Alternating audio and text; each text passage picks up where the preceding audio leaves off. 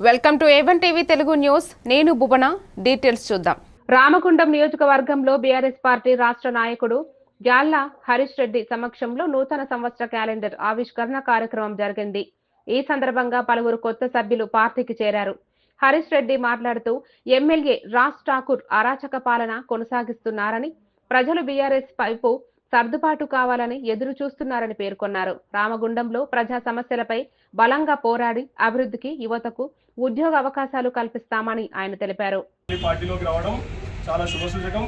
రానున్న రోజుల్లో అన్నొక్కడు మొదలుపెట్టిండు. రానున్న రోజుల్లో వేల మంది తరలివచ్చి మళ్ళీ బీఆర్ఎస్ కండువాలు కప్పుకోవడము,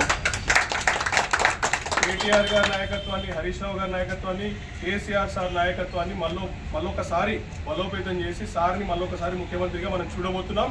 ఇది తథ్యం. ఇది రాసిపెట్టు. రామగుండం నియోజకవర్గ కార్పొరేషన్ సొంత పార్టీ సొంత గూటికి రావడం నాకు చాలా సంతోషంగా ఉంది.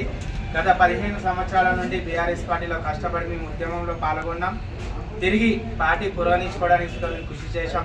కొన్ని అనివార్యాల కారణాల వల్ల మేము పార్టీని బహిష్కరణ మీదట నుండి మేము 25వ డివిజన్ కానీ ఇప్పుడు పూర్వ 45వ డివిజన్, పూర్వ 33వ డివిజన్, ఇప్పుడు 47, 48, 45 డివిజన్ సుతం మాదైనది.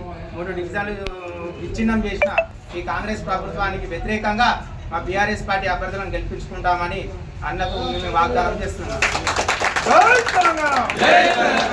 సందర్భంగా